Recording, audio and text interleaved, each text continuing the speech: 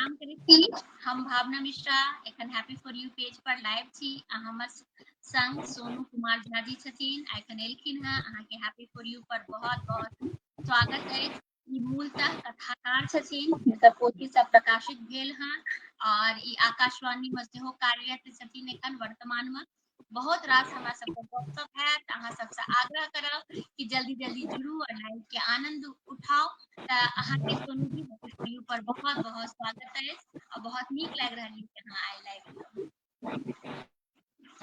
जी प्रणाम सब गोटे के, हमरो नीक लगैया अहाँ से जुड़लहुँ हैं। जी आ खास बात छै जे अहाँ के पेज पर में अबै में आर बेसी आनंद अबै छै जखन देखलिए जे लिस्ट नम्हर छै। प्रायः मैथिली साहित्य के मूर्धन्य लोक सब से एहि पेज से जुड़ि चुकल छथि, जी जी सबसँ गपशप भऽ चुकल अछि। तऽ हमरा लेल कनि बेसी आनंदक गप छै जे हमहूँ एहि पेज से जुड़ल छी। जी आशा अछि जे और लोक सब जुड़ता। बिल्कुल बिल्कुल सब गोटा जुड़ता, सब गोटा का हम आग्रह करबे कि लाइव का शेयर कर दियो, जैसे बेसी से बेसी लोग जुड़ता, आनंद उठेता। और एखन सोनू जी लाइव एलखिन हैं, बहुत रास गपशप हेतै और अहू सबसे आग्रह कि कोनो प्रश्न अगर अहाँ सब सोनू जी से करे ले चाही तऽ अवश्य कऽ सकै छी। दोसर मोबाइल के वॉल्यूम को पूरे म्यूट कर देबै, हमर अहाँ से आग्रह सोनू जी। जी जी जी जी जी हाँ हम जी हम सब की एक कोनो रचना से आइ के लाइव जैसे कि हमरो कनटा मौका मिल जाए कि लाइव का हम शेयर कर देबै, बेसी से बेसी लोग जुड़थिन, आनंद उठेथिन। तऽ एकटा रचना हमरा अहाँ सुनाउ, तब हम लाइव का शेयर कर दै छी। स्वागत भावना जी, जेना कि अहाँ पहले कहलिए जी जे हम कथा के लोक छी। बिल्कुल बिल्कुल बिल्कुल सही कह रहल छियै। बट तऽ कथा के मन में भी कवि मन छुपल रहे छै और कनी मनी कखनो जहन मन उनकर होइ छै तऽ लिखिए लै छथिन। तऽ जी जी कहल जाए। हाँ, लेकिन छै कि असल में जे हम तऽ कथा के लोक छियै। कविता जी बड कम, नहिये लिखलियै, कहियो नहि लिखलियै, अखनो नहि लिखै छी। जी कथा लिखै छै, कथा में भी बहुत रास से रहै छै। जी तऽ लघु कथा सेहो होइ छै। जी तऽ अगर अहाँ कही तऽ हम लघु कथा से शुरू करी, छोट छोट से। अच्छा अच्छा, चूँकि नहि काव्य तऽ तहन धारा, तऽ चूँकि एकर नाम काव्य धारा छै तऽ कथो पर अपना सब जे छै से एबै और अहाँ के जे पोथी सब प्रकाशित छै और जे कथा सब छै ओहो पर हमर सबके परिचर्चा हेतै। लेकिन अगर कोनो रचना अहाँ ओरिया कऽ लिखने छी तऽ हम आग्रह करब कि एकटा रचना सुनायल जाय। कथा के धारा तऽ बहबे करत, जे काव्य धारा भी बहे से हमर अहाँ से आग्रह।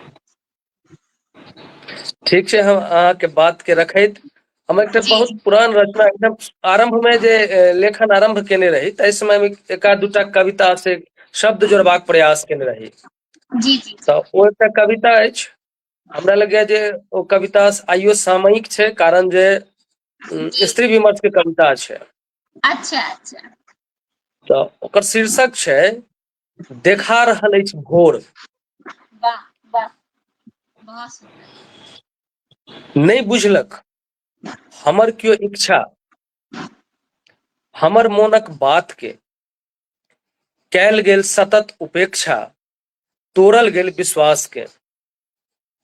नहि बुझलक हमर कियो इच्छा, हमर मोनक बात के कयल गेल सतत उपेक्षा, तोड़ल गेल विश्वास के। करैत रहलहुँ कुल मर्यादाक निर्वाह, अपन मोन के मारि कऽ पोसैत रहलहुँ सबके बेटी पत्नी माय बनि कऽ। और कतेक सहब हम प्रताड़ना, किएक बहायब नोर, नहि सहब आब दुख हम देखा रहल अछि भोर। नहि चाही हमरा कोनो आरक्षण, नहि चाही हमरा कोनो आरक्षण, नहि लेब किनको उपकार, ककरो मुँह नहि ताकब, छीन कऽ लेब अपन अधिकार। ई छलै हमरा आरंभ में हम से जहिया लेखन करैत रही शुरू केने रही ताहि समय में हम शब्द जोड़बाक प्रयास करै छलहुँ हैं। जी ताहि समय के एकटा कविता छलै। जी बहुत ही सुंदर एकटा और अगर कही तऽ हम ओहि स्वागत स्वागत बिल्कुल बिल्कुल एखन लोग देखथिन कि कथाकार कते सुंदर काव्य के रचना कऽ सकैया और अहाँ के नया रूप जकरा अहाँ छुपा के राखने रही से लोग सब के बीच में उजागर हेतै। बहुत भाग के बात सुनाओ। स्वागत स्वागत। आब जागि रहल अछि ओ। वाह बहुत सुंदर। सुनने छलहुँ आदिक बाद सबके भेटतैक समान अधिकार, भरतैक सभक पेट। सुनने छलहुँ आजादीक बाद सबके भेटतैक समान अधिकार, भरतैक सभक पेट। नहि रहत कियो नांगट, नहि रहत कियो उघार। मुदा आइ तऽ उनटे बहि रहल अछि बयार। मरि रहल अछि गरीब, ने पेट में अन्न ने देह पर कपड़ा। सरकारी योजना सब भऽ गेल खाउ पकाउक व्यापार। माथ चढ़ि नचैया आइयो भ्रष्टाचार। जे खटैया दिन राति करैया खून पसीना एकाकार। जरैत छै ओकर चूल्हि, आगि के बाटे में खा जाइत छै महगाई।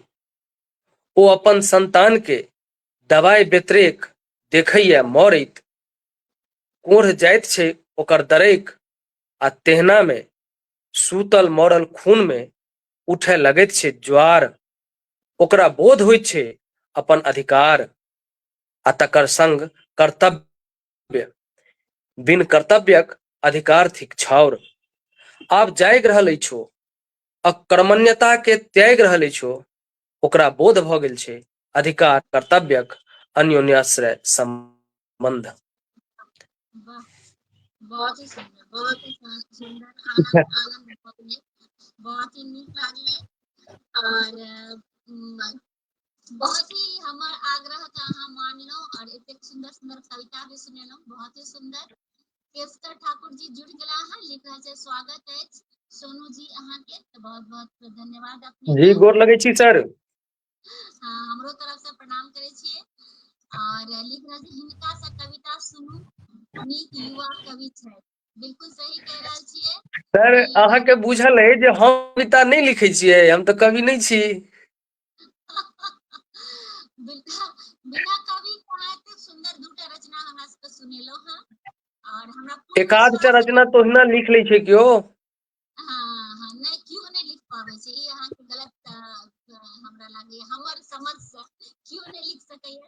जावत तक जैसे मन के उद्वेग ने उमड़े छै और ओकरा जहन हाँ शब्द में से बात अहाँके अछि, मुदा कविता लिखब कने से जी दुरूह तऽ छै, एते जी आसान नहि छै जे सही कविता लिख लेबै।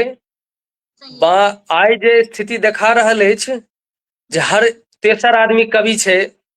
जी खास कऽ जखन हम फेसबुक सब खोलै छियै सोशल मीडिया तऽ बहुत जी रास से भेटै छथि कवि सब, जी लेकिन ओ साधना के चीज छै। सही बिल्कुल कविता सही। एना नहि छै जे हम आइ एलियै शब्द जोड़लियै लिख लेबै, शब्द जोड़ब अलग बात छै।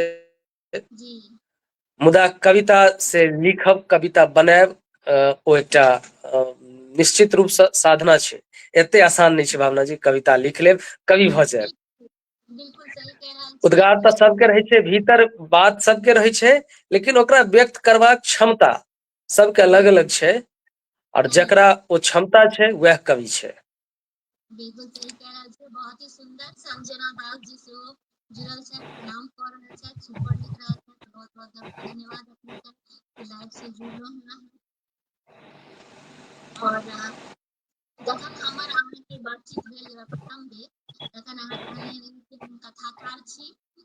और कनिटा अहाँ ई बतायल जाय कि जे कथा के जे लिखे के अहाँ के जे प्रारंभ अहाँ करलौ तऽ किनकर किनको रचना से प्रभावित भऽ कऽ या केना अहाँ लिखब शुरू कथा। भावना जी, हम अहाँ के एकटा बात बताबी जे हम मैथिली साहित्य के छात्र छी। जी जी जी। हमर विषय मैथिली रहल अछि। अच्छा, बहुत मतलब हाँ, हमर ऑनर्स से मैथिलीए रहल अछि। हम बीए में मैथिलीए से पढ़ाई लिखाई केने छी। तऽ जी ताहि दुआरे हमरा ई सौभाग्य रहल अछि जे हम पुरान से पुरान कथाकार के कथा पढ़बाक अवसर भेटल। वाह, नव से लोक सबके सेहो पढ़बाक अवसर भेटल। जी जाहि समय में से बीए में पढ़ैत रही जी। तऽ ओहि समय में तो पढ़िए पढ़बाक अवसर सब भेटल रहे, नीक लागल। हमरा मैथिली साहित्य बहुत नीक लागल। हम जे मैथिली साहित्य में पढ़बाक लेल आयल रही तऽ बस अहिना जे मैथिली छै तें चलि आयल रही। अच्छा, मुदा बाद में हमरा से बहुत नीक लागल। आर हमरा जखन हम एहिठमा मधुबनी जैन कॉलेज में एडमिशन लेने रही तऽ आदरणीय दमन कुमार झा एहिठमा रहथिन, प्रोफेसर रहथिन मैथिली में। अच्छा अच्छा। हुनकर सानिध्य भेटल रहे हमरा। वाह, आइयो भेटैत रहैया समय समय पर। जी और हुनका संगे ओ अपना संगे राखऽ लगला धीरे धीरे। मने कतौ गोष्ठी सब में जाय लगलखिन तऽ लऽ जाइ छलाह। हमरा धीरे धीरे नीक लागऽ लागल ओ सब मैथिली। मने हमरा से ओ ततेक नीक लागऽ लागल जे हम रमि गेलहुँ, हमरा नीक लागल। वाह, धीरे धीरे सब जोड़बाक सेहो प्रयास केलिए जी शब्द सब। जी तऽ हुनकर से स्नेह सब भेटैत रहल। धीरे धीरे आगू जौं जौं बढ़लियै, फिर पीजी में एलहुँ तऽ ओहिठाम जे प्राचार्य सब रहथिन तऽ हुनकर सबक स्नेह भेटल। लेकिन जखन से लेखन के शुरुआत के बात होइ छै, जे जी मने एहि विषय से अथी से पढ़ऽ लगल, बुझऽ लगलियै जे हमरा लिखबाक छै तें पढ़बाक चाही। तऽ जी वर्तमान में जे आधुनिक हमर लेखक सब छथि, कथाकार सब, जी। तिनका सबके पढ़ब से हमरा नीक लागल। हुनकर वाह, कथा सब नीक लागल आ जी पढ़ऽ लगलहुँ। जाहिमे जी से एखन वर्तमान में हमरा सभक जे कथाकार के से कहि सकै छै जे अग्रिम पंक्ति में ठाढ़ होइ छथि, जिनका से हम सीखै छी। आइयो हम छात्र छी, आइयो हम मैथिली के छात्र छियै। और हर हर हमेशा हम प्रयास करैत रहै छियै सिखबाक। अखनो हम किछु लिखै छी तऽ हमर जे कहि सकै छियै अध्यापक छथि, हुनका सबसँ से हम राय विचार लै छियै, हुनका पठबै छियै, नीक बेजाय ओहिपर विचार लेलहुँ। तखन लगैये जे नहि आब ई ठीक छै। जी जी। तहियो सएह रहै। आरंभ भेल हमरा से कथा सबके पढ़बसँ। तऽ अखुनका जे वर्तमान पीढ़ी में हमरा अशोक छथि कथाकार, जी शिव जी शंकर श्रीनिवास छथि, जी प्रदीप बिहारी छथि, जी ज्योत्सना चंद्रम छली है, जी विभूति आनंद छथि, नीता छथि, जी जी मूलतः ई सब कथाकार छथि। बिल्कुल और बिल्कुल। हिनकर सबके कथा से जी हमरा हरदम प्रेरित करैत रहल, नीक लगैत रहल। ठीक छै। जी तो लिखबाक शुरू केलहुँ, प्रारंभ केलिए हम जी 2006-07 में प्रायः लिखनाइ शुरू केने रही। अच्छा, वाह, तऽ ओहिठामसँ से धीरे धीरे लिखऽ लगलियै। सर रहथिन कखनो से ओ देखैत तकैत जे एखन रहऽ दियौ, एखन नहि लिखू, एखन से पहिले कैरियर होइ छै तहन फेर लेखन होइ छै। जी जी एहि समय में तऽ लागै जे ई हमरा नहि चाहैत छथि जे हम लिखी, तेँ एहन बात कहै छथि। लेकिन बाद में से हमरा लागल जे नहि, ई बात तहिया जे कहै छलखिन हेँ से सही छलै। जी लेखन में हम आइयो जे केओ हमर युवा लेखन में आबय चाहै छथि, हुनका हम उएह बात दोहरबै छियनि जे पहिले जी कैरियर तहन लेखन। लेकिन ओ कीड़ा से लागि गेल रहै। तते ठाम सर लऽ गेला संगे संगे, तते देखलियै जे कीड़ा लागि गेल तऽ फेर लिखऽ लगलियै तऽ ओहो ओकरा काट छाँट करऽ लगलखिन, ठीक ठाक करऽ लगला, प्रोत्साहित करऽ लगला जे ठीक छै, बड़ बढ़िआँ लिखै छी, लिखू। क्रमशः बढ़ैत रहलै तऽ शुरू में आरंभ में कहबे केलहुँ जे 2-4 टा कविता लिखलियै।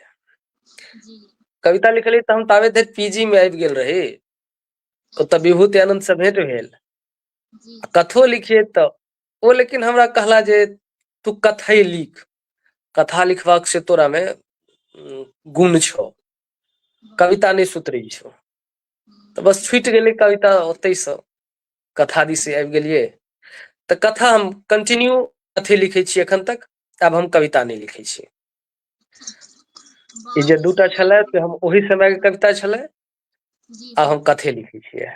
बहुत ही ये सुंदर हमर गप। लेखनक आरंभ के छै। जी जी धीरे धीरे सब चलैत रहलै। गोष्ठी, हाँ, गोष्ठी सब में हम अबैत जाइत रहलहुँ हैं। जते भी कथा गोष्ठी होइ छै, प्राय प्रयास रहैया जाहिमे जाय, ताकि मैं सीखी। नव लोक से लऽ कऽ पुरान लोक के तऽ रहिते छनि, ओतऽ सिखबाक अवसर भेटते। नवो लोक जे रहै छथि हुनका में जे कोनो बात रहै छनि तऽ सेहो ग्राही रहते हमरा, तऽ हम ग्रहण करै छियै। हमर जे युवा वर्ग छथि ओहोमे काफी से बहुत लोक एहन छथि जे निस्सन्न लोक छथि, हुनकर कथा कविता से बहुत हमरा प्रभावित करैया। हुनको सबसँ हम सिखबाक प्रयास करैत रहै छियै। यह हमर के क्रम रहलैया, अहिना हम लेखन करैत रहलहुँ हैं। बहुत ही सुंदर गप। और बहुत संक्षिप्त में अहाँ सब गप बता देलहुँ जे केना अहाँ लिखब प्रारंभ करलहुँ। बहुत ही नीक बात। अहाँ के गाम भेल हरिनगर मधुबनी भेल, और एखन अहाँ दरभंगा से लाइव छी, हमर सबके संकट एखन लागल। नहीं, एखन हम अपन घर से लाइव छी, मधुबनी से। अच्छा, मधुबनी से। जी, मधुबनी लग सटले हरिनगर गाँव छै। जी जी जी। बस हम अपन गाँव से अखन लाइव छी। चलू बहुत ही बढ़िया। देखियो एखन हमर सबके गाँव में चलि गेल है नेटवर्क, एतेक नीक नेटवर्क भऽ रहल अछि।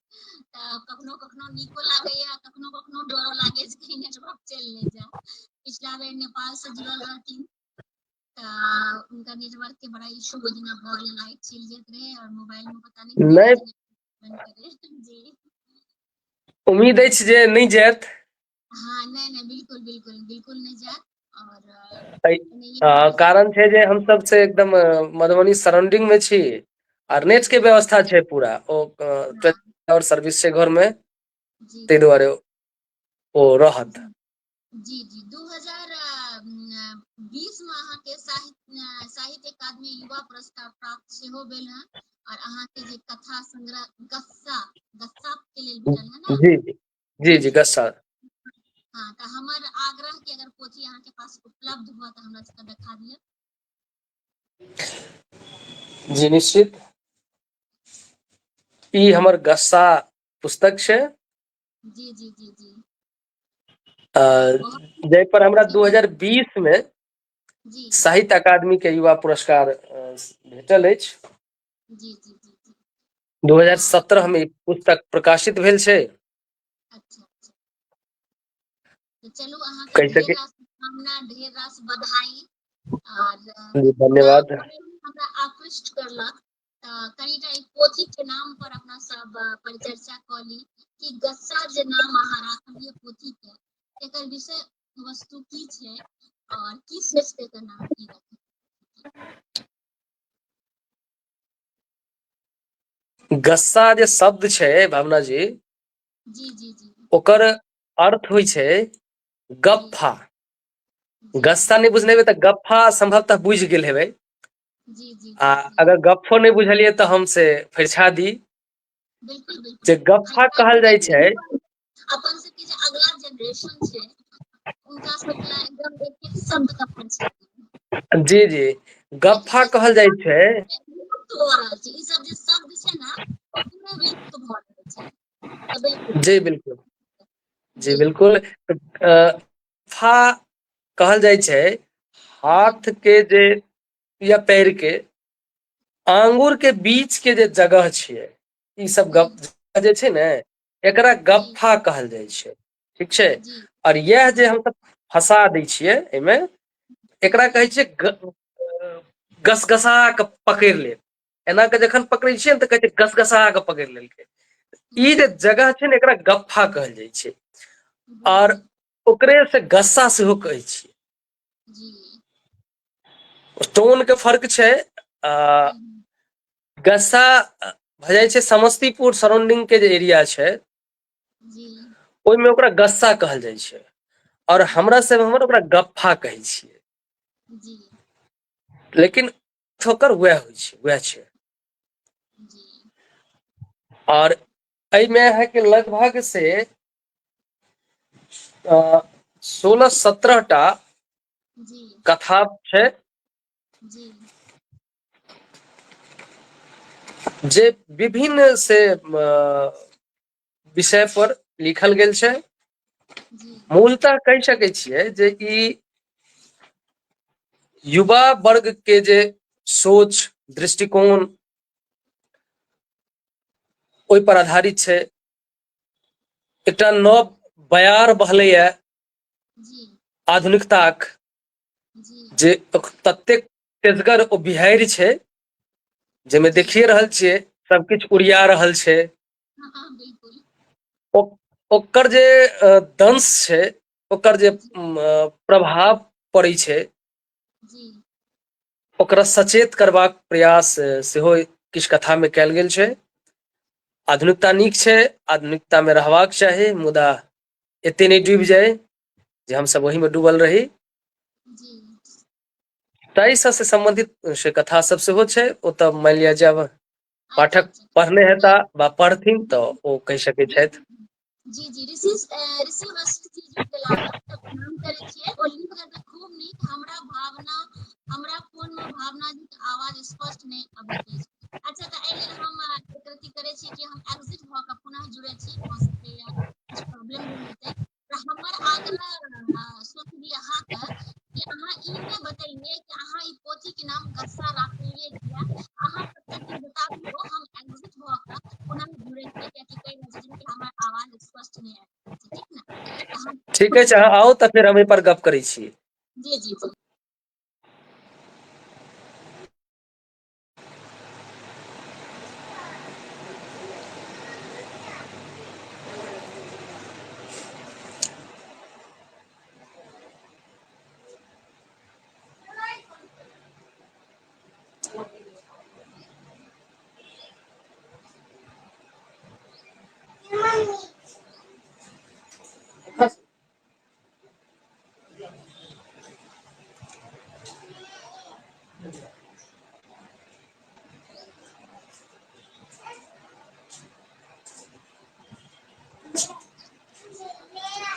हाँ लागैया आब हमरा लागैया आग्रह हम अहाँ सबके करब कि हमर आवाज आब स्पष्ट आबि रहल अछि कि नहीं, से जरूर कमेंट करके बताबी।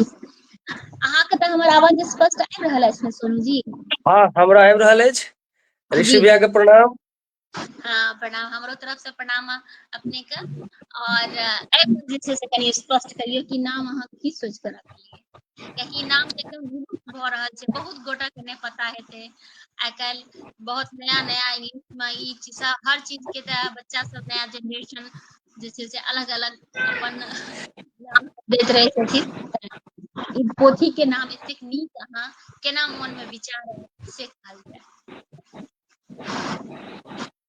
भावना जी, कोनो पोथी के जे नाम होइ छै ने, जी नामकरण, ओ सामान्यतः पोथी के भीतर जे कोनो कथाक शीर्षक होइ छै, जी ओकरा आधार पर राखल जाइ छै, नामकरण कयल जाइ छै। या फिर जी कोनो एहन पात्र रहै छै जी जे आकर्षित करै छै, जी तऽ ताहि आधार पर से ओकर नामकरण कयल जाइ छै। जी जनरल सामान्यतया कोनो कथा कविताक नामकरण ओ कयल जाइ छै ओकर पात्र के, जँ कोनो पात्र ओ प्रभावित करै छै ओ कविता के या कथा के, तऽ ओकर आधार सँ ओकर नामकरण कयल जाइ छै। और जी ओहि पुस्तक के भीतर के जे कथा वा कविता के जे कोनो आकर्षक नाम रहै छै, ताहि आधार पर ओकर नामकरण कयल जाइ छै। तऽ एहि पुस्तक में एकटा कथा छै अच्छा गस्सा नामसँ, अरे वाह जे प्रेम विवाह पर आधारित छै। अच्छा और ओ प्रेमो विवाह से विधवा विवाह छै, अच्छा तऽ ओहि पर ओ आधारित छै। तऽ ताहि दुआरे ओहिमे से ओ गस्सा, ओकर अंत होइ छै जी कथा के, जाहिमे ओ नायक जे छै नायिका के गस्सा में गस्सा, पहिने कहलहुँ जे ओ हाँ फंसा दै हाँ छै, तऽ हुँ ओ से ताहि दुआरे अन्ते होइ छै जे गस्सा में गस्सा फंसा देलकै। तऽ अच्छा ओहि दुआरे ओ गस्सा जे ओतऽ एलैया, तऽ ओहिसँ नामकरण ओकर कयल गेलैया गस्सा। गस्सा लागल रहतै, सब दिन फसल रहतै अहाँ सभक संग। हमर बिल्कुल गस्सा बिल्कुल फसल रहै आ अहिना स्नेह प्रेम भेटैत रहै अहाँ सभक। जी बिल्कुल बिल्कुल एनहिए होइत रहते और एनहिए अहाँ लिखत रही हमर अहाँ सब अहाँ के शुभकामना और ढेर रास बधाई। अक्षय आनंद सन्नी जी सेहो जुड़ गेला हँ, शुभकामना लिख रहल छथि और लिख रहल छथि कि सोनू भाई गीत खूब नीक गबै छथि, एकटा गीत सेहो भऽ जाय वाह, ई तऽ बड़ा नीक अहाँ बात रात खुललिए हैं, हमरा तऽ नहीं पता रहे कि गीतो गाबै छै। कथी कथी ले लाइव में तू देखार करै छ? अरे नहीं नहीं अहाँ गीत तो गाबै छी तक एकटा गीत सुना जाय। नहीं नहीं तो तक गब भावना जी ओ गीत तक गबै छियै हम घरे चा में, बाहर में गबै तो भगाए देत लोग। एकर मतलब भेलै कि सिर्फ भाभी जी के अहाँ सुनाबै छियै, एखन हमरो सबके हाँ सुना। तो नहीं ओतऽ सुना दै छियै तो ओते टा बुझै छै ने, दोसर को सुनेबै तऽ फेर जुलुम भऽ जेतै। नहीं नहीं एना कोनो बात नहीं छै, अहाँ सुना सकै छी और बहुत गोटा फेर से जुड़ गेला हैं। ऋषि वशिष्ठ जी लिख रहल छै आब खूब नीक आवाज आयल छै, बहुत बहुत धन्यवाद अपने के। और सुधीर झा जी सेहो जुड़ गेला हाँ, नमस्कार सब गोटा के, प्रणाम प्रणाम और लिख रहल छथि बहुत सुंदर जय हो, बहुत बहुत धन्यवाद अपने का। और निक्की दर्शनी सेहो जुड़ गेली हैं। सोनू हमरा सबक नीक कथाकार छथि, कविक तऽ भरमार छथि मैथिली साहित्य में, मुदा युवा कथाकार गानले गुथल छै, बिल्कुल सही कह रहल छी, गानले गुथल छै। और लिख रहल ई हमर छथि जी ई असल में निक्की के हमरा प्रति स्नेह छै। आ बात तो सही कहलक है भावना जी, पहले जी कहलू है हम जी कवि बहुत रास छै, नव लोक सब अबैत रहै छथि, जी जी कथा जी में बड जी कम लोक अबै छै। बिल्कुल बिल्कुल चूँकि देखियौ कथा में मैं अहूँ जी बजेलहुँ है, हमरा तऽ पहिले कहलहुँ जे कविता पढ़ियौ, कथा में से चीज नहीं छै। जी कथा जी में जी लाइट कैमरा एक्शन के से कोनो हाँ गुंजाइश नहीं छै, हाँ कोनो मंच से ओकरा लेल नहीं छै, तें जी युवा तुर से जल्दी कथा में नहीं आबऽ चाहे छै। और सबके तऽ मंच चाही, तऽ मंच भेटै छै गीत सँ चाहे कविता सँ, तऽ ओहिमे से लोक अबै छै, हाँ बिल्कुल कथा में नहीं आबऽ चाहे छै। बिल्कुल बिल्कुल अहूँ के कमेंट देखा पड़ि रहल अछि की प्रभंजन कुमार राहुल जी हाँ भाई सेहो के देख रहल छियनि भाई के कमेंट हम। हाँ लिख भाई रहल असगर छथि में सुनाब कहियो, लाइव में नहीं। सुधीर झा जी जे छै लिख रहल छथि भूटान के बॉर्डर से ई छथि, बहुत बहुत अहाँके धन्यवाद कि अहाँ सब जे छियै से ई आभार देश भाई। छै जी। और है यौ हम नहीं छियै यौ, अक्षय एकटा झूठे के विमर्श उठा देलथि है, हम गीत नहीं गबै छी, कहियो लिखबे नहीं केलहुँ, हम बेर बेर कहै छी जे हम कथा के लोक छी, कथा हमरा से सुनब तऽ से हम सुनायब जते सुनब। संतोष राय जी सेहो गीत सुना लिख रहल छथि और अक्षय आनंद सन्नी जी लिख रहल छथि कि भावना जी के काजक सेहो प्रशंसा हो, हिनका प्लेटफॉर्म पर लगभग साहित्यकार आबि चुकल छथि, ई कड़ी चलैत रहे, बिल्कुल बहुत बहुत धन्यवाद अपने का। और एकदम ठीक कहलिए भाई, हमहू तय एलहुँ हैं, जहन देखलियै जे सबटा प्रायः से मूर्धन्य साहित्यकार मैथिली के वरेण्य सब आयल छथिन, हिनका मन से जुड़लखिन हैं, तऽ हमरो भेल जे कनि सा हमहूँ अपन से चेहरा चमका ली। बहुत बहुत अहाँके धन्यवाद कि अहाँ सब एलहुँ हैं, जते गोटा जुड़ल छी सब गोटा के हृदय से आभार व्यक्त करै छी, बहुत बहुत धन्यवाद अपने के। और अहाँके दोसर सेहो एकटा समीक्षा के पोथी सेहो प्रकाशित अछि। जी जी हाँ ओहो पोथी अहाँके पास एखन उपलब्ध अछि की? जी जी हाँ उपलब्ध अछि। बता ओहो दिअ। ई आशय नाम से छै। जी वाह। ई असल में विभिन्न पुस्तकक समीक्षा छै, अच्छा अच्छा अच्छा जाहिमे लगभग से 15-16 टा जी जी लेखकक जे किताब छनि, पुस्तक छनि, ताहि जी पर हम अपन समीक्षा लिखने छियै, ताहि पर हम अपन से मंतव्य सब लिखने छी, जी जी जी आलोचना केने छियै, तकरा एकठाम कऽ कऽ से हम ई पुस्तक बनेने छी, छपेने छी। हमरा जी मोन जी लगैया कविता लिखै से बेसी जी किनको कविता पर में या कथा पर में लिखब, समीक्षा करब। बिल्कुल। तो हम चाहब जखन कि कि जे बतैबतियै जे कोन पोथी पर जे छै से अहाँ लिखलियै हँ। एहिमे लगभग नाम 15-16 टा, हाँ नाम कनी पढ़ल जाय। एहिमे लगभग 15-16 टा से छै। जी तऽ जी अहाँ जी अगर कहबै हमरा तऽ देखऽ पड़तै, हाँ देख के पता समय लग लगतै। जाए। हाँ नीता झा के कथा पर में हम लिखने छियनि। अच्छा। ठीक छै। मायानंद मिश्रक उपन्यास पर लिखल छै। नाम भी कथा के और पोथी के नाम भी कनी पढ़ल जाय, नाम भी कहल जाय। नीता झा जी के कोन कथा पोथी छै? जी जी, नीताजी के कथा छनि पृथा, तकरा एहिमे हम अच्छा लिखने छियै। हुनकर और कथा अच्छा संग्रह सब छनि। अच्छा मायानंद अच्छा मिश्रक उपन्यास अथी छै, मंत्रपुत्र, ताहि पर एहिमे लिखल छै। वाह विविधा, बहुत भीमनाथ झा के विविधा छनि, ताहि पर एहिमे लिखल छै। वाह अगिलेशुआ कथा संग्रह छनि जी हरिनंदन ठाकुर सरोज के, अच्छा ताहि पर एहिमे लिखल छै। जी किछु हमर नव से जे वर्तमान युवा पीढ़ी के साहित्यकार लेखक छथि, जी तिनकर पुस्तक सब पर सेहो लिखल अछि। हम्म, जेना जी कलश यात्रा ऋषि वशिष्ठ के छनि, अच्छा अरे वाह ताहि पर लिखल अछि। घाम होयबाक अकुला अछि, जी मैथिल प्रशांत के छनि, ताहि पर लिखल अछि। वाह तहिना अहिना कऽ कऽ बहुत रास से 15-16 टा किताब सब छै। जी टोटल के तऽ देखब, चूँकि शीर्षक कनि भिन्न कऽ के बनायल रहै छै, जी जी जी से छै।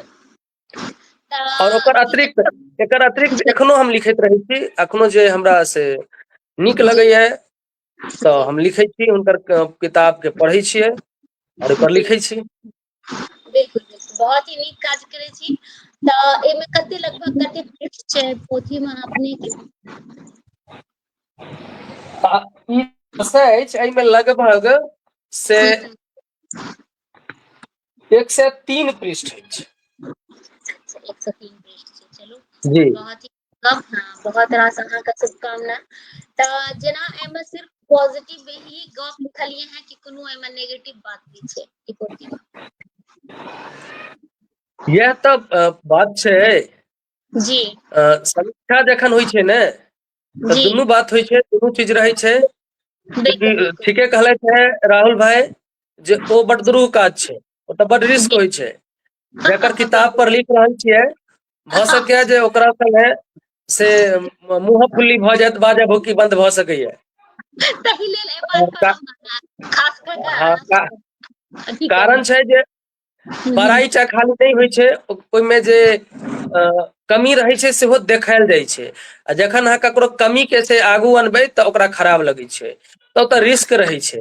मुदा किछु लोग हमसब जहन हाँ किछु लोग के खराब भी लगे छै, और किछु लोग के ई लागे छै कि चला एतऽ हमर पोथी में त्रुटि है, आगाँ जे हमर पोथी आयत तऽ ओ त्रुटि के जे छै से ठीक करल जा सकैया।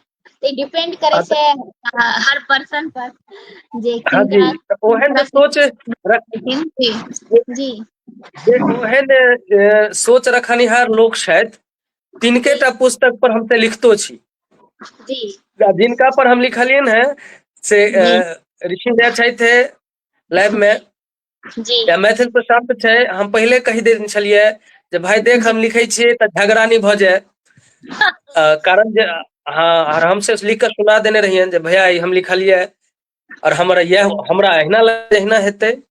जी जी भऽ सकै हम जे सोचलियै ओहि हिसाब से लिखलियै, और केओ दोसर अपना हिसाब से सोचि कऽ लिखतै, तऽ ई बिल्कुल बात बिल्कुल हेबाक रहै छै। लेकिन जी समीक्षा मने ई नहि छै जे किताब में खाली जे गलत चीज छै तकरे टा अहाँ लऽ कऽ आबी। नीक बात सेहो छै, लेखक नीक बात सेहो लिखै छै, सही ठीक छै ने। दुनू बात हेतै जखन अहाँ लेखन करबै, कोनो काज करबै अहाँ अगर आइ ई पेज चला रहल छियै, एकर दुनू पक्ष हेतै ने, नीक आ बेजाय दुनू पक्ष हेतै। बिल्कुल बिल्कुल सही बात छै, तऽ त्रुटि अहाँके जे रहतै बेजाय पक्ष छै, जी बिल्कुल नीक पक्ष अगर हम अहाँके कहै छी जे अहाँके ई नीक अइ ई नीक अइ, तऽ बेजायो जी कहब तऽ हमरे काज अइ ने, ताकि फेर जी ओकरा में अहाँ सुधार करियै। सही बात ई से समीक्षक के काज होइ छै। तऽ अहिना हम सब अखन तऽ हम अपने बुझू जे छात्र छी, सीखैत रहै छी अहिना सबसँ, सब विधा में सीखै छी, आर समीक्षो सीखै के प्रयास करैत रहै छी। ई बात से हम अहाँ के सहमत छी। वरिष्ठ से वरिष्ठ रचनाकार से जब हमरा बातचीत होइया, गपशप होइया, तऽ ओहो कहै छथिन कि हमरा की अबैया, बस एखन तऽ हम किछु लिख लै छी, हम सीखिए रहल छी। तऽ जे कहै छै ने, जे वृक्ष जे छै फल से लदल रहे छै, वो हमेशा झुकल रहे छै। तऽ बहुत ही सुंदर अहाँके विचार, और एनाहिए लेकिन छात्र भावना जी, हम फेर कहब जे हम ओतेक पैघ नहि छी, वरिष्ठ नहि छी। हम सीखै छी, सीखै लेल लागल रहै छी। आ बिल्कुल ओते अपन वरिष्ठ हुए तैयो, अनुज से तैयो सिखैत रहै छी। खास हमरा अपन छै। समवयस्क सँ तऽ बहुत रास जी सिखबाक अवसर भेटैत रहैत अछि। बिल्कुल, एनाहिए अहाँ सिखैत रही, एनाहिए लिखैत रही, एनाहिए हम सब पढ़ैत रही, इएह हमर शुभकामना अपने के। और प्रभाकर झा जी सेहो जुड़ गेला हन, लिख रहल छथि बहुत नीक, अहाँके स्वागत है हैप्पी फॉर यू में, बहुत बहुत धन्यवाद अपने के। तऽ जेनाकि अहाँके दुनू पोथी जे छै, अगर केओ पढ़ै ले चाहथिन तऽ हुनका केना उपलब्ध हेतै सेहो बता दियौ। और आदरणीय भीमनाथ झा चाचा जी सेहो जुड़ गेला हन, प्रणाम करै छियै, गोर लगै छियै, सुंदर वार्ता लिख रहल छै, शुभकामना लिख रहल छै, तऽ बहुत बहुत धन्यवाद चाचा जी कि अहाँ लाइन से जुड़लहुँ। गोर लगै छियनि सर के हमहूँ। जी जी जी। हिनके सभक आशीर्वाद छै जे जी जी हमसभ किछु बुझि सकै छियै, बुझै छियै, किछु लिखबाक प्रयास करै छी, हिनके जी सबक छत्र छाया में रहि कऽ। जी हिनकर बिल्कुल। आशीर्वाद तऽ बुझू जे हमरा सब लेल वरदान होइ छै। हाँ बिल्कुल, हिनकर आशीर्वाद अपना सबके लेल वरदान ही छियै, और एनाहिए भेटैत रहै, इएह कामना करै छियै। बहुत बहुत धन्यवाद चाचा जी। और अच्छा जी लिख रहल, समीक्षा क्षेत्र में युवा लेखक के आयब अपना आप में महत्वपूर्ण छै, बिल्कुल सही कह रहल छियै, एबाक चाही। और बहुत ही नीक गप। और चंदना दीदी सेहो जुड़ गेली हैं, लिखल छै बड़ नीक बात सुनू जी, प्रणाम दी, प्रणाम, गोर लगै छी। आभार चंदना जी, बहुत बहुत आभार। चंदना जी सेहो हमर नीक लेखिका छथि। हाँ, हैप्पी फॉर यू पर आबि चुकली हैं काव्य धारा हाल में, ही में और शायद हाल ही में एकटा किताब प्रकाशित भेलनि, कथाक संग्रह बुझाइया। जी जी जी जी बिल्कुल। बहुत बहुत शुभकामना, बहुत बहुत धन्यवाद। तऽ अपने बतायल जाय कि अहाँ के पोथी लोग अगर केओ पढ़ै ले चाहथिन तऽ केना उपलब्ध हेतै।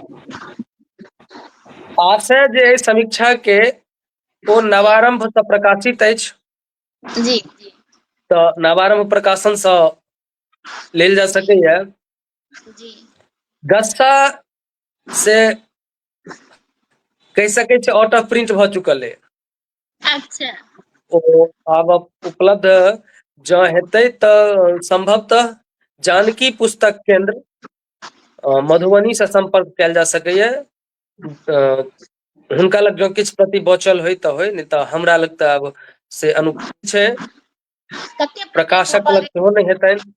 रहे, गस्सा की कते प्रति छपल रहे। ई 300 प्रति छपेने रहियै मैडम। अच्छा, चलू अहाँके ढेर रास आ ई शुभकामना। आरंभे में से ई हमरा खपि गेल रहै। वाह।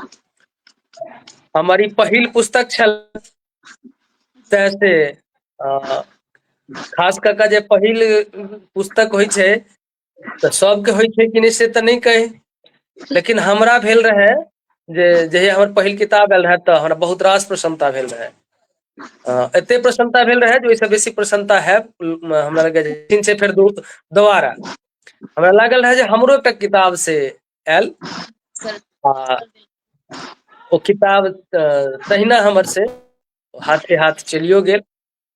जी हम जे अहाँके लग एखन देखेलहुं हेँ मात्र वह एक कॉपी जे लोकार्पणक अवसर पर हमरा हाथ में रहै, सएह जी जी कॉपी अछि। बिल्कुल। अब हमर आग्रह, श्रोता के तरफ से भी आग्रह, एकरा फेर से पुनः जे छै से छपायल जाय, जैसे कि आर लोग बेसी से बेसी लोग पढ़ि सकै जी और जी प्रयास आनंद। प्रयास जी रहतै। ओना एकटा कथा संग्रह हमर प्रेस में अछि, ओ अच्छा अच्छा आबि सकैत अछि। बहुत रास जल्दी आबि जायब। शुभकामना, अग्रिम शुभकामना बहुत बहुत अहाँके।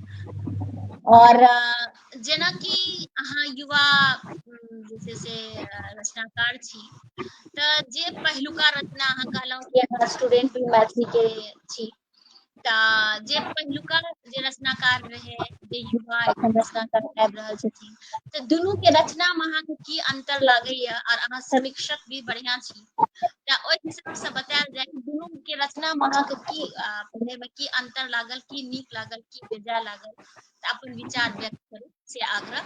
अपने सबके संग राम देखियौ, सुपाल यादव जुड़ गेला हँ, तऽ बहुत बहुत धन्यवाद। जय मिथिला जय मैथिली लिख रहा है, जय माँ जानकी लिख रहा है, बहुत बहुत धन्यवाद, प्रणाम करे छी। नविता ठाकुर जय जी, जय जानकी जी, जय माँ शारदे, तऽ प्रणाम करे छी, बहुत बहुत धन्यवाद अपने का जी। जी कहल जाय प्रणाम। असल में छै कि भावना जी, जी जी जे हम एकटा कनि अहाँ जे प्रश्न केलहुँ तकर फैछाबै के लेल से हम जी कनि एक रत्ती साइड होइ छी, मने कनि ठीक है। दोसर रास्ता से कहऽ चाहब।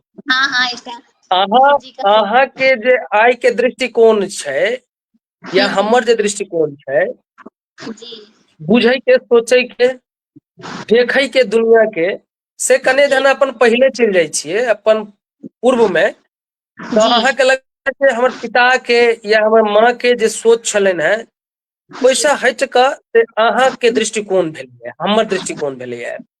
और जी जे बच्चा हेतै ओ जी अपना हिसाबसँ दुनिया देखतै, नव जेनरेशन में देखतै, सही गप, बिल्कुल सत्य। तऽ ओ सोचै के क्षमता ओ आइ के समय में एआई में जीवै छै, हाँ बिल्कुल आर्टिफिशियल इंटेलिजेंस में चलि एलैए। और बिल्कुल जहिया बिल्कुल हमसब से हमर माँ पिताजी या अहाँके पूर्व में छलखिन हैं, हुनका हाथ में मोबाइल फोन नहीं छलैया, सही तऽ जेनरेशन गैप भेलैया, ओकर प्रभाव से लेखन में सेहो एलैया।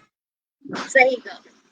और हम ई कहि सकै छी जे और जे पुरान पीढ़ी के लेखक सब छथिन, जी हुनकर सबके लेखन तऽ छैहे, की कहि सकै छियै जे रास्ता तऽ देखबिते छै, जी आइयो अहाँ ओकरा कात कऽ नहि चलि सकै छी। बहुत रास किछु किछु लेखक तऽ एहन छथि जे ओ जे बात से कहि देलखिन हैं जी अपन लेखन के माध्यम से, आइयो जखन हम से देखै छियै तऽ ओहिसँ दूर जाय में एखनो दुरूह लगै छै, सही ठीक छै।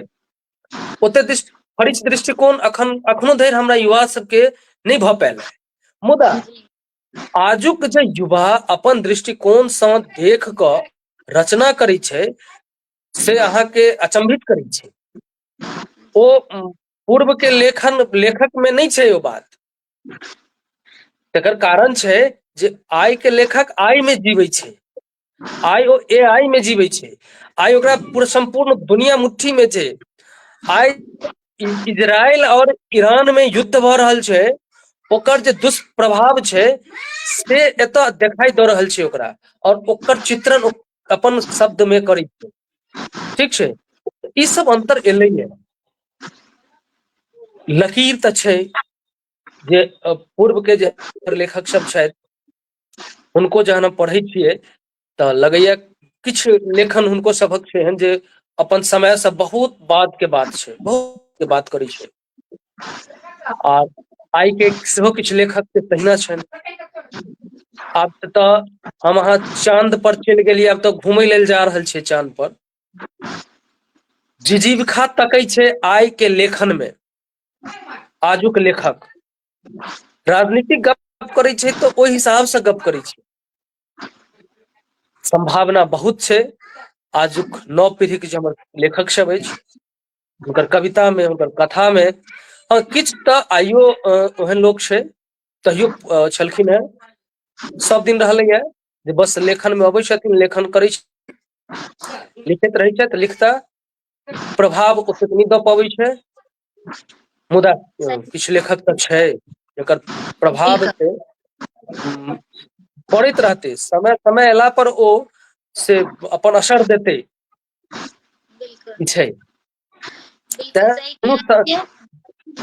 दुनू के जनरेशन एक गैप ठाम नहि कयल जा सकै छै, जी जी के नीक के बेजाय। सही पूर्व के लेखक के नीक लेखन छलनि, कि अखन जे लिख रहल छथि तऽ लेखक तिनकर नीक लेखन छनि।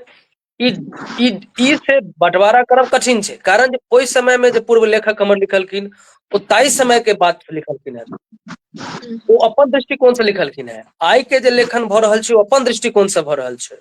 सही बात अंतर से दृष्टिकोण के सोच के आइयो जे पुरान लेखक हमर छथि और ओ वैश्विक से दृष्टिकोण रखै छथिन, जुड़ल छथिन, तऽ ओ से अहाँके कोनो युवा से गंभीर लेखन छनि हुनकर, ओ लेखन करै छथिन। बिल्कुल तै सही से कहै छियै। ओकरा हाँ, डिफरेंस अलग छै। प्रदीप झा जी सेहो मिथिला हँ, जय मिथिला जय मैथिली लिख रहल छथि।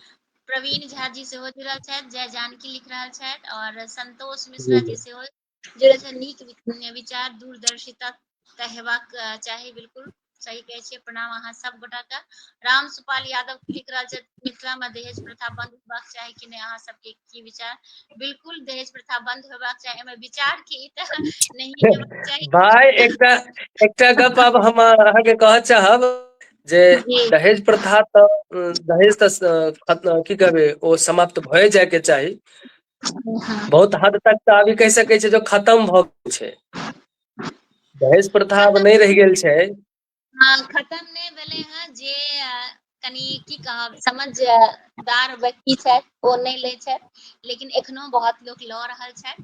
आब एकरा की कहल जाय से तऽ हम नहीं कह सकै छी, लेकिन नहीं हेबाक चाही। लेकिन अपना सबके नहीं पास हेबाक नहि चाही। ई आब हाँ, के समय में दहेज पर गप करब से सेहो गुनाह छै। कारण छै जे आब आर हमरा आइयो लगैया भावना जी एहि जी लेल सबसँ सशक्त माध्यम, सबसँ मजबूत डेग उठबै के लेल जी स्त्री शक्ति छै। बिल्कुल ओ बिल्कुल सही स्वयं है। अगर हाँ अहाँ जहन नहीं अहाँ तैयार छियै तें आइ अहाँके घर में दहेज के गप जी होइ छै। अगर बिल्कुल अहाँ ई बिल्कुल हमरा बेटा में नहीं लेबाक छै, बेटी में नहीं लेबाक छै, नहीं देबाक छै, तऽ फेर कहाँ हेतै ओ। बिल्कुल अहाँ सही जँ कह अहूँ रहल बुझलियै छै। जे ओ हमर हाँ बेटी छै तऽ हाँ, बिल्कुल सही कह रहल छी। अपना सबके पास कनी समय कम अछि, तऽ हम चाहब जे अहाँके जते गप हम सब सुनली ओते बढ़िया छै। तऽ हम जे छै से किछु हमरा बुते अगर छूटि गेल हुए तऽ जरूर अहाँ बचाबी। जेनाकि जिंदगी में अहाँके बहुत रास अनुभव भेल हैत, कियाकि अहाँ जे छै से एक मैथिली के स्टूडेंट छी, तऽ शुरू में अहाँके साथ जरूर शेयर करू। हम नहीं बुझि सकलहुँ ठीक से, फेर से एक बेर कहबै कनी। जेनाकि बहुत रास विषय छै, तऽ ओहिमे अहाँ मैथिली के चुनलियै, ठीक ना। जी जी तऽ ओहि जी संदर्भ में कोनो अनुभव कि लोग के जे साइंस के स्टूडेंट रहे, जे इंग्लिश के स्टूडेंट रहे, जे मैथ के स्टूडेंट रहे, तऽ किछु एहन टाइप के अनुभव अहाँके जे छै भेल कि नहीं भेल। हम अहाँके कही जे ISC हमर रहलै, मतलब हम साइंस से छी, अच्छा ठीक छै। जी तकर बाद हम अचानक से मोन बदललै, भेल जे जी ई रहै जे हमरा पढ़बाक नहीं है, हम्म, ठीक छै। हमरा पढ़बाक नहीं है तऽ हम पढ़ाई छोड़ि चुकल रही। अच्छा और तकर बाद हमरा से अपन घरक दबाव कहि सकै छियै ओकरा, जे ग्रेजुएट हेबाक छै। ई हमर पिताजी के और हमर माँ के रहनि जे कम से कम ग्रेजुएशन कऽ ले, बाद में जे हेतै। तऽ एहि जी दबाब में हम अहिना कहलियै दूर जाइ छी, मैथिली से ग्रेजुएशन तऽ कोना भइए जेतै, पढ़ाई अछि नहीं आगू। तऽ ई सोचि कऽ हम मैथिली रखने रही। जी लेकिन हम अहाँके कहलहुँ, गप के पहिने कहलहुँ आरंभे में, जहन हम कॉलेज में नाम लिखबै लए गेलहुँ ने, तऽ तत्कालीन प्रिंसिपल साहब सेहो कहलखिन जे मैथिली में ऑनर्स नहीं हेतै। केना हेतै ऑनर्स। अच्छा ओतै से डॉक्टर दमन कुमार झा रहथिन, मैथिलीए के ओ प्रोफेसर छलखिन हेँ। ओ कहलखिन अरे मैथिली में किया नहीं हेतै, मैथिली में हमहूँ तऽ मैथिलीए के प्रोफेसर छियै। और तखन से हमर एडमिशन भेल मैथिली में। और तकर बाद हमरा ततेक मोन लागि गेल, ततेक मोन लागि गेल मैथिली में, जे जी मैथिली से फेर हम MA केलहुँ, PhD छी, नेट केलहुँ। क्रमशः तकर बाद हम छात्र सबके से कहऽ लगलियै जे मैथिली पढ़ू। आइ के स्थिति छै जे समय गेलै जे लोक कहै छलै मैथिली नहीं पढ़ब। अहाँ लग सही सब बात किछु अइ, अहाँ पढ़ियौ तऽ। अहाँ मैथिली पढ़ि कऽ अहाँ जाहि क्षेत्र में जाय चाही ताहि क्षेत्र में जा सकै छी, अहाँके कतौ बाधा नहीं अछि, कतौ बाधक नहीं है अहाँके मैथिली, बल्कि अहाँके उच्चतम शिखर तक ल जाय के दम्भ रखै छै मैथिली। अहाँके आन कोनो विषय से बेसी मजबूत के संग छै मैथिली। अहाँके अहाँ कते दूर धरि जेबै, अपना जीवन आईएएस बनि जेबै, ओहो लेल अहाँके मैथिली सही अछि। आ मैथिली से तऽ बहुत रास लोक मैथिली से एला है, अहाँके जाहि क्षेत्र में जेबाक कतौ अहाँके बाधक नहीं अछि। हाँ, अगर अहाँके डॉक्टर बनबाक छै तऽ बनू, तहन तऽ कोनो बाते नहीं छै। लेकिन अगर अहाँके ई सोचि कऽ नहीं पढ़ै छी हम जे अंग्रेजी पढ़ब हम तऽ मैथिली नहीं पढ़ब, हम अंग्रेजी पढ़ब तऽ लोक हमरा से स्टेटस हमर कम भऽ जायत, लोक बुझत जे ई मैथिली पढ़ै छै। हमरा एहन सनक कहियो अनुभव नहीं भेल है, और कहियो ई नहीं बुझायल जे हम मैथिलीए पढ़लहुँ, हमरा कहियो नहीं बुझायल। हम अहाँके आइयो हम आकाशवाणी दरभंगा में प्रस्तोता छी, कंपेयर के काज करै छियै, मैथिलीए में करै छियै। सिंगरहार ओकर साहित्यिक कार्यक्रम छै, से लऽ कऽ हम अबै छी, साहित्य पर गप करै छी ओतौ हम। जेना अहाँके एखन शब्द पर गप केने छलहुँ हेँ, जे शब्द सब लोग बिसरि रहल छै, तऽ ओहि सिंगरहार में हमसब एकटा 2 मिनट के कार्यक्रम रखने छियै, शब्द विमर्श के, जे कार्यक्रम में हम सब से शब्दे पर गप केलहुँ, जे ओहन शब्द सब जे हेरा गेल छै ताहि सब पर हमसब गप करै छियै। हम हैप्पी फॉर यू में ई पर कनी काज करे के प्रयास कलिए रहे कि बहुत रास एहन शब्द अछि जे अपन सबके मैथिली में हेरा गेल, रहल नहीं छै। जी जी, बिल्कुल बिल्कुल बिल्कुल, बहुत रास एहन शब्द छै जे हेरा गेल छै, और आइयो से हम अहाँ ओकरा बिसरि रहल छियै, ओकरो ताकऽ के प्रयास नहीं कऽ रहल छी। बिल्कुल नहीं ताकै छियै। की छै जे हम अहाँ घर में नहीं करते, नया जनरेशन तो हमरा लागे ओ सब के मतलब बुझबे नहीं, जे आइ काल्हि के नया पीढ़ी छै। दिक्कत की भेलैया भावना जी, जे घर में हम अहाँ मैथिली छोड़ि देलियै। बिल्कुल सत्य कह रहल छी अहाँ अपन बच्चा से मैथिली में बात नहीं करै छियै, जी, बिल्कुल पति पत्नी मैथिली में गप केनाइ छोड़ि देलियै, सही गप। आब तऽ बेबी सोना पर चलि एलियै। तऽ बिल्कुल सही कहे छियै, पहिने रहे तऽ गाँव नाम ला के ओ वाली, सुपौल वाली, कर्णपुर वाली। हाँ, आब ओ सब गेलै। ओतऽ दिक्कत भेलै, ओहि कारणे से हाँ बहुत रास शब्द सब सेहो विलीन भऽ रहल है। आइयो जे हमसब अपन बच्चा से, अपना घर में, अपन परिवार से मैथिली में गप करी, हम अहाँके इहो गप कही, हमरा बाहरो कतौ दिक्कत नहीं करैया। हम जब तक बाहर जाइ छी, मेट्रो शहर में भी गेलहुं हैं, हमरा कतौ दिक्कत नहीं होइया मैथिली बाजै में। बाहर जाइ छी, ओतऽ अगर देखै छियै मैथिली के लोक छै तऽ मैथिली में गप करब शुरू कर देलहुँ।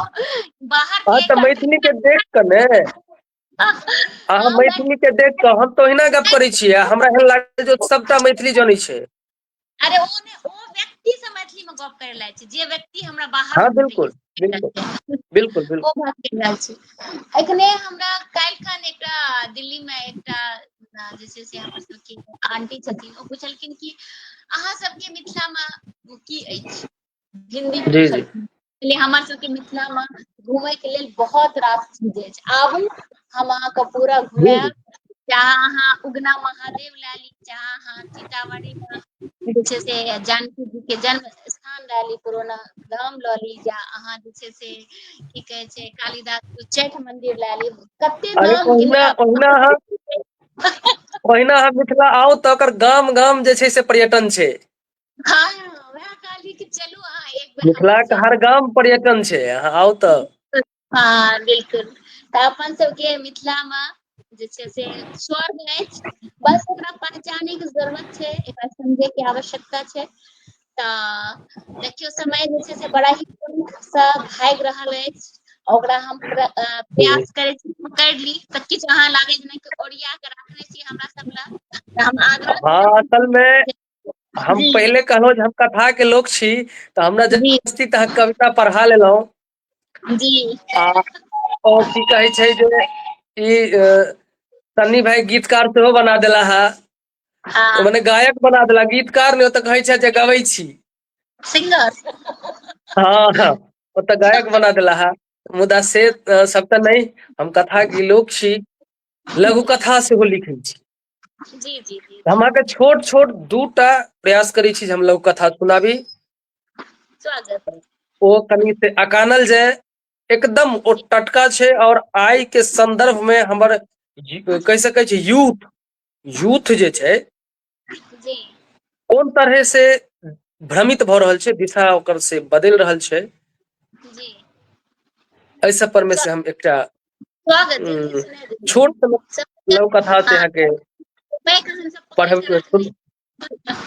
स्वागत। सुनबै छी। जी एकर शीर्षक छै उत्साह। वाह, नीक शीर्षक। पार्क में बैसल पूर्वी अपूर्वा से पूछलकै, गई तोरा कैटा छौ? 5टा। शिल्पी तोरा? 3टा। तोरा गई सानवी? 4टा। तू तऽ सबक पूछ लेलही, अपन कहने कैटा भेलो? हमर तऽ ई 7म छौ। देखी ने, रस के अखन धरि एकेटा छै। कात में बैसल शोभा पूछलकै, गई कथी तोरा सबके 5टा 7टा छौ? अति उत्साह में पूर्वीक ठोर सँ छिहल गेलै, बॉयफ्रेंड।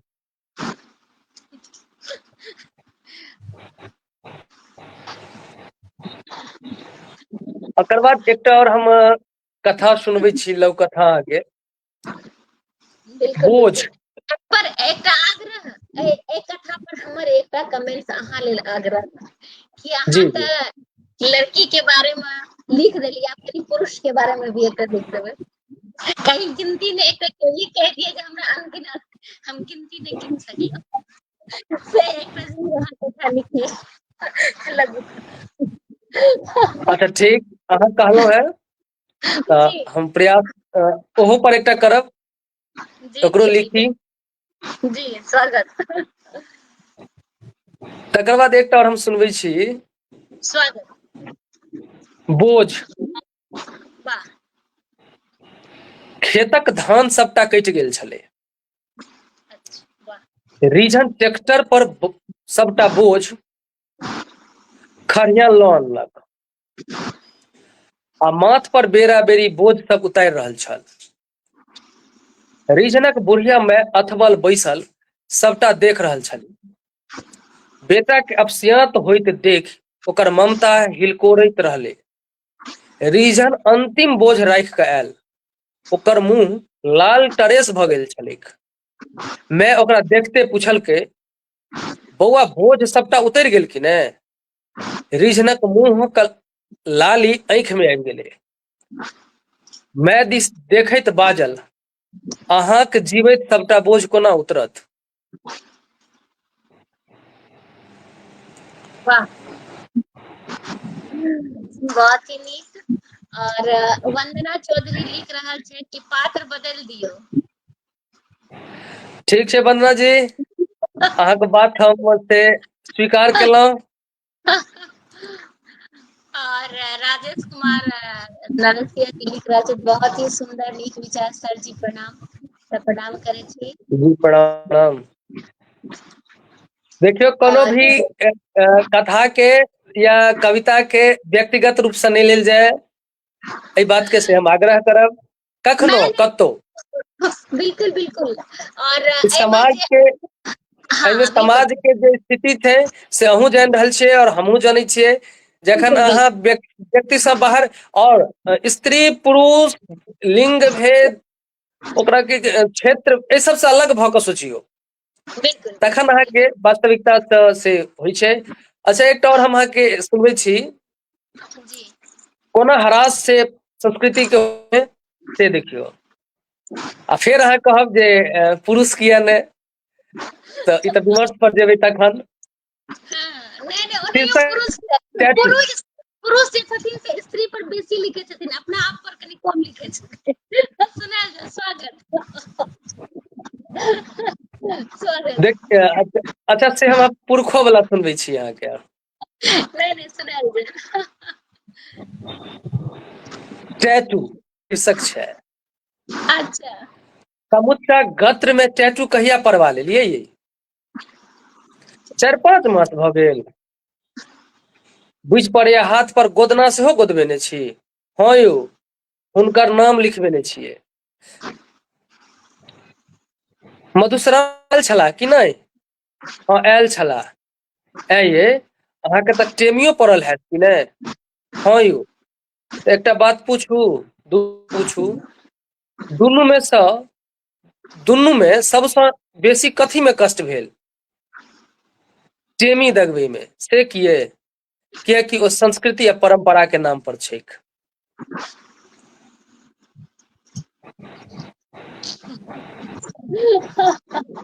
अब हम एहि पर की अहाँके कमेंट्स करी? कियाकि हम एक स्त्री छी, लेकिन अहाँके गलत विचार है। हम अपन विचार कहलहुँ।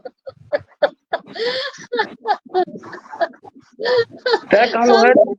हम सब अपन स्त्री, हमी सब स्त्री छी जे बहुत रास सभ्यता संस्कृति मिथिला के जैसे जगोने छी, आगू बढ़ा रहल छी। बिल्कुल एकदम सत्य छै जे से अहाँके हम एते नहीं, हम जन ऑन माइक से रेडियो लाइव रहै छी तखने बात कहै छियै जे हमर जे संस्कृति अछि तकरा बचा कऽ निश्चित रूपसँ ललना लोकनि रखने छथि, मैथिली ललना रखने छथि।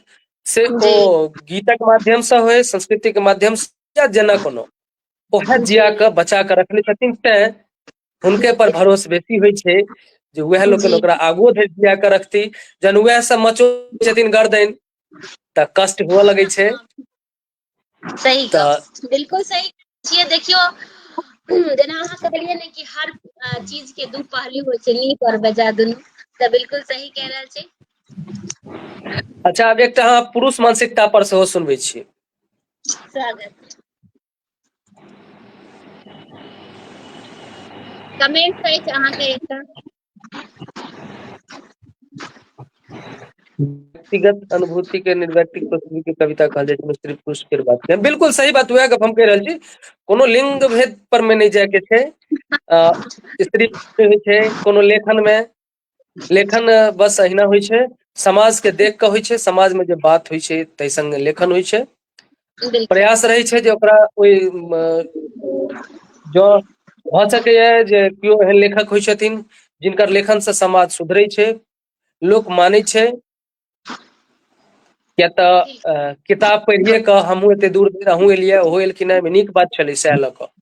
सही ओहिमे बात, लिखल छलै नीक बात, ताहि दुआरे तऽ से बात होइ जी छै। ओकरा कोनो स्त्री पुरुषसँ नहि लेबाक छै, कोनो से क्षेत्रवाद से नहि लेबाक छै। बिल्कुल चलू, एकटा अहाँ कहलियै तऽ हम अहाँके पुरुष मानसिकता सेहो सुनबै छी। सुना दे। भाई ओहि छोरी पर प्रतिबंध लगायब बहुत जरूरी भऽ गेल अछि। से किया यौ? अरे ओ एकदम अश्लील वीडियो सब बनबैत छै। से अहाँ कोना बुझै छियै जे ओकर वीडियो सब अश्लील रहैत छै? अरे हमर घर में सब ओकर फॉलोअर छै। ओतबे नहि, हमहूँ ओकर सबटा वीडियो देखै छियै भाय।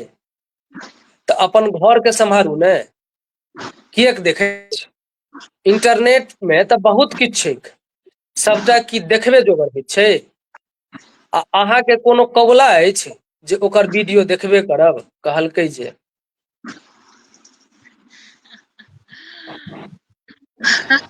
नीक, बहुत ही सुंदर। और एनाहिए अहाँ लिखैत रहू, ये हमर अहाँके आग्रह और ढेर रात अहाँके शुभकामना। तऽ जेना अहाँ हैप्पी फॉर यू देखै छी तऽ अहाँके केहन लागैया? अहाँके विचार, स्वागत। बहुत नीक, हमरा लगैए बहुत नीक लागल है। और जखन एकटा से अथी के बात आयल, दहेज प्रथा के, स्त्री विमर्श के गप चलल है, तऽ जी अपन रचनाक अंत करैत हम एकटा से कही जे स्त्री विमर्श के कविता सेहो सुनबै छी। वाह वाह, स्वागत, सुनायल जाय, स्वागत स्वागत। शीर्षक छै संतुलन। वाह। धरती पर पैर धरबासँ पहिने, धरती पर पैर धरबासँ पहिने, मुक्त हवा में सांस लेबासँ पहिने, धरती पर पैर धरबासँ पहिने, मुक्त हवा में सांस लेबासँ पहिने, अपन आँखिए किछु देखबा सँ पहिने मारल जाइत छी जन्म लेबा सँ पहिने। शोकक लहर पसरि जाइत अछि जाहि घर हम जन्म लैत छी। कयल जाइत अछि जन्मे सँ कुहेला सभक नजरि सँ अब डेरल जाइत छी। सब दिन रहलहुँ हम आगू, सब दिन रहलहुँ हम आगू, भेटल जखन मौका हमरा तखन किएक करै छी हमरा संग अन्याय, रोकै छी किएक अयबा सँ हमरा।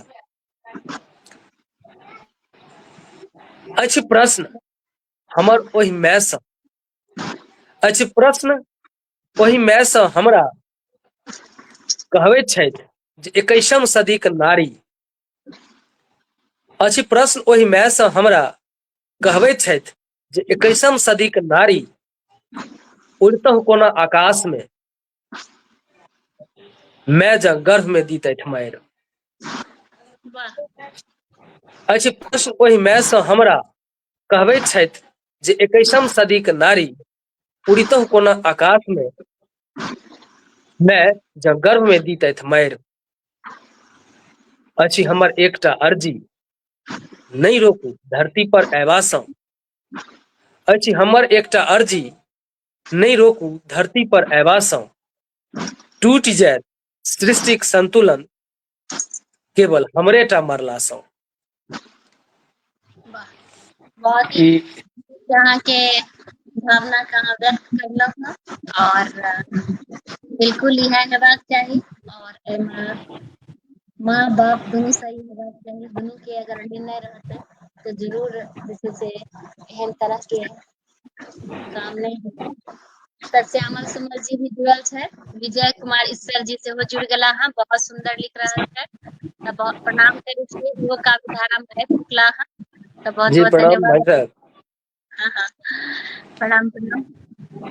तो देखियो अपन सबके 6 घंटा लाइव भऽ गेल हँ, लेकिन लागे नहीं है कि लाइव समापन करी, लेकिन समय सीमा तऽ रहे बिल्कुल बिल्कुल समय सीमा रहै छै। और हमर भाग्य सौभाग्य जे अहाँ हमरा बजेलहुँ ओहो एहन मंच पर जे पूर्व सँ से बड़का से मूर्धन्य लोक सब आबि चुकल छथि। एहिठमा हमरो बजेलहुँ, हमरा अपन समय देलहुँ, ताहि लेल अहूँके धन्यवाद। आ अहाँके लाइव के माध्यम सँ से हम एकटा गप कहऽ चाहब जे स्वागत। हमर कविता क्षेत्र में तऽ हमर युवा लोकनि सबसे नीक काज उत्कृष्ट कविता सब लिख रहल छथि। एकदम प्रभावशाली कविता सब छै, जाहिमे किछु नाम सब तऽ लेल जा सकैए। बिल्कुल स्वागत। अखने निक्की प्रियदर्शनी आयल छली है, अहाँके कहि कऽ गेली है, ओ स्वयं जी एकटा नीक लेखिका छथि, जी नीक कविता लिखैत छथि, कविता के जी प्रोच हुनकर से धरगर होइ छै। जी युवा तुर के हम खाली कऽ रहल छी, हम अपन से वरिष्ठ जे छथि तिनकर तऽ छनि हुनकर सबके ने, बस युवा में जे नव रचनाकार सब आबि रहल छथि जिनकर हम पढ़ै छियनि, मौका लगैया पढ़बाक, हुनका जी सब विषय में हम कहऽ चाहै छी।